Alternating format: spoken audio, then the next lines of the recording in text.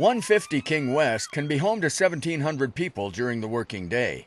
Few of us are aware how the building works or how it operates, but in a fire or emergency situation, each of us needs to know where to go and what to do. That's what we're going to teach you today. Basic emergency evacuation procedures. Toronto Fire, Pump 332, Captain. We're investigating a problem on the 8th floor, par 3. 150 King West has an integrated electronic life safety system that is monitored 24 hours a day by both building security and an off-site monitoring service. This system, which meets or exceeds code requirements, monitors the building fire alarm and sprinkler systems and is provided with backup emergency power to operate all life safety systems.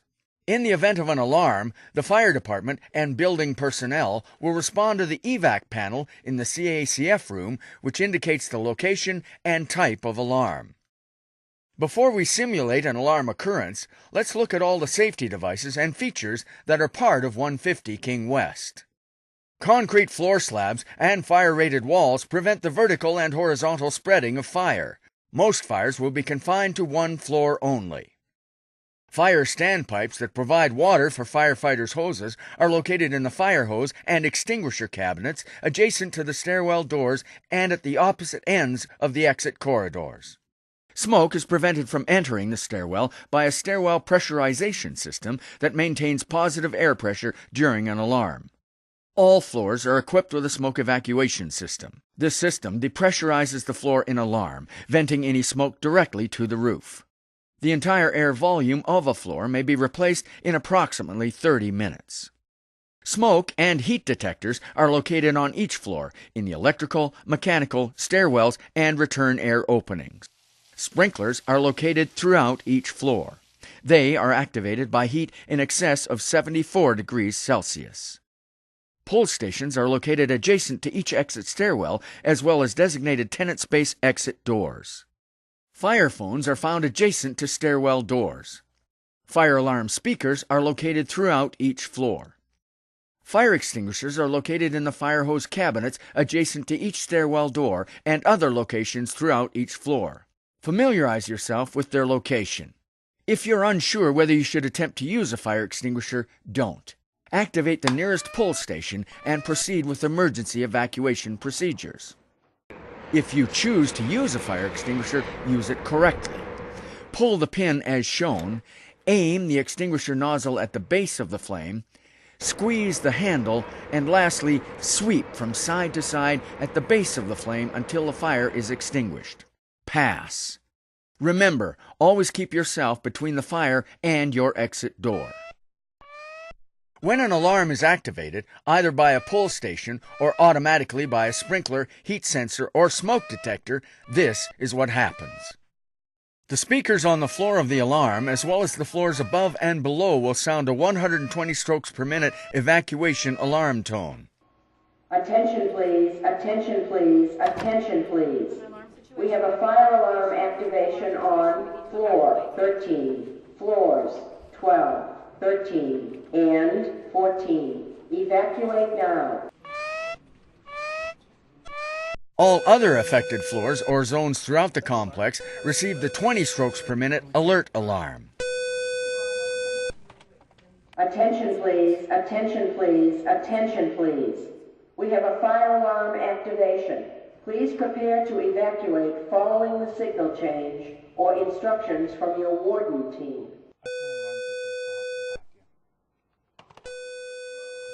When you hear the alert alarm, be prepared to evacuate upon instructions from either the public address system or floor emergency warden team. This is the time to shut off your computers, lock sensitive areas, collect house and car keys, and whatever else may be required to prepare for an evacuation. Emergency wardens assume full control of their floor and will sweep the premises, searching all offices, storage areas, and washrooms, including all cubicles, to ensure that everyone is out. There are two different methods of evacuation. The first is the staged evacuation. A staged evacuation affects a minimum of 3 floors only, the floors of the alarm and those directly above and below. In a staged evacuation, all of the affected floors evacuate to the building exterior via a safe, smoke-free exit stairwell. Should the current stairwell become obstructed or filled with smoke, use the next lower crossover floor to access an alternate stairwell. What exactly is a crossover floor? Well, 150 King West has 2 sets of stairs, with each stairwell providing an exit route for every floor. Crossover floors, which are identified by large signs across the door, have access to both sets of stairs. They connect both stairwells, allowing evacuees to cross over to an alternate stairwell. Keep the noise level down in the stairwell. This aids the emergency wardens in their communications and allows all occupants to hear broadcasts over the public address system. The second evacuation mode is a full tower evacuation.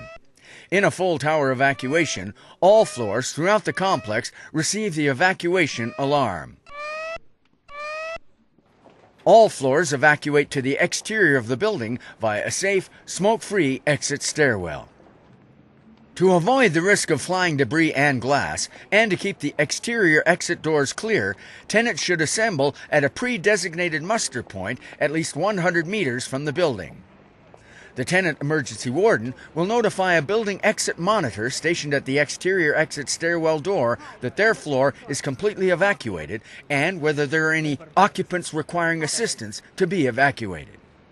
Should an alarm be activated anywhere in the retail area of 150 King West, the alert alarm will sound, and an announcement will prompt everyone to stand by while the alarm is investigated.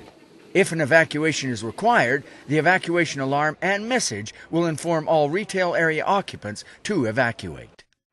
Some of you working on the higher floors may ask why you can't go to the roof and be evacuated by helicopter.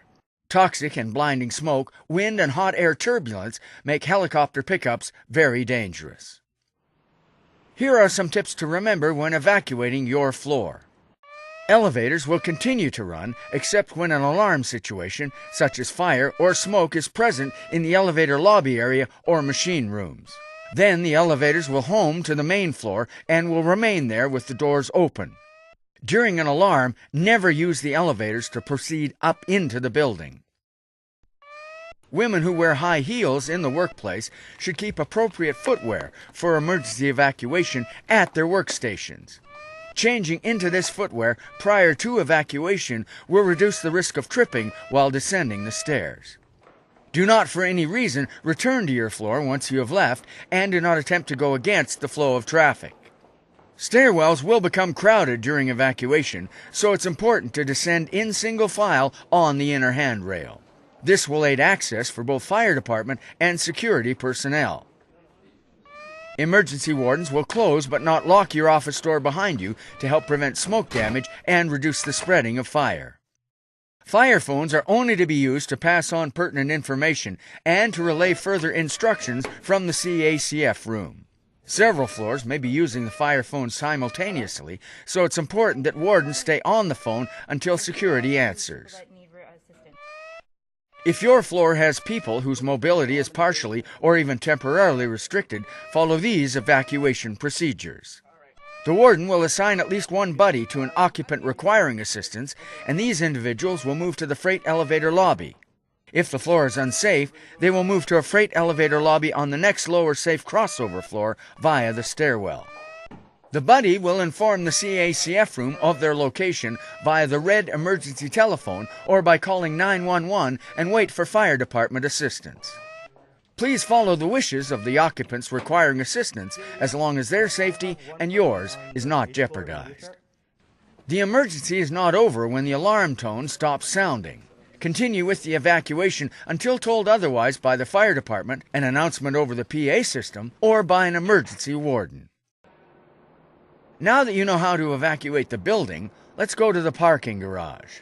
If you hear an alarm at any time while in the parking garage, do not enter the main building. Park your car and exit the parking garage via the nearest stairwell. When the all clear announcement is made, please await reactivation of the elevators and proceed back to your floor by the public elevator system. Please do not attempt to use the stairwell, as stairwell doors are locked to prevent re-entry to the floor space. In a medical emergency, your first call should be to 911 and then the building emergency number at 416-585-9484. Security will meet the emergency personnel at the building entrance and escort them to a waiting freight elevator and up to the required floor. Security's assistance will save time and could make the difference in an emergency situation. In summary, when you hear the alert alarm, attention please, attention please. We have a fire alarm activation. Please prepare to evacuate following the signal change or instructions from your warden team. stand by and wait for an announcement from security or your emergency warden.